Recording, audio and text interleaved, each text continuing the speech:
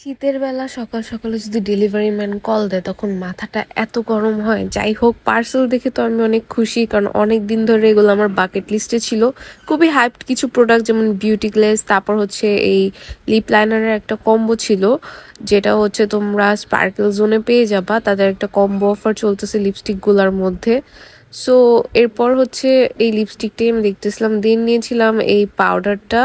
এই পাউডারটাও হচ্ছে তোমার ডুয়েল অ্যাকনি অ্যান্ড অয়েল সলিউশনের জন্য নিয়েছি। ইদানিং আমার অনেক শীতকালে আমার অ্যাকনিটা একটু বেশি হয়, সো ভাবলাম এই পাউডারটা নিয়ে দেখি। যদিও পন্ডস আমার স্যুট করে না, বাট এই পাউডারটা খুবই মানে এইরকম টাইপের একটা হোয়াইটিশ লুক দেয়, বাট স্কিনে একদম মিশে যায়। এরপর নিয়েছিলাম হচ্ছে এটা বিউটি গ্লেজের হাগিং লিপশেড। খুবই পপুলার একটা লিপশেড, এটা আমার ভালোই লাগছে, বাট আমার কেন যেন বেশি একটু অয়েলি অয়েলি গ্লাসি এত বেশি ভাল লাগে না। এটা লিপসে দিলে অনেক বেশি এরকম গ্লেস মারে, বাট এভাবে কালারটা সুন্দর, তোমরা চাইলে নিতে পারো। এরপর টিউশনে ছিলাম, টিউশন শেষ করে ফ্রেন্ডদের সাথে দেখা করে গেলাম খানাসে। একটা মিট বক্স তিনজন শেয়ার করলাম, এটা খুবই খুবই মজা, ট্রাই করো। এরপর চলে গিয়েছিলাম অষ্টব্যঞ্জনে।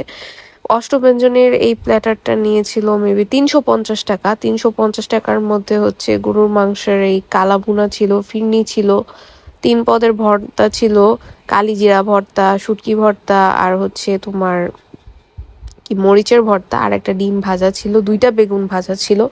তোমরা চাইলে ট্রাই করতে পারো, খাবারটা ভালোই ছিল।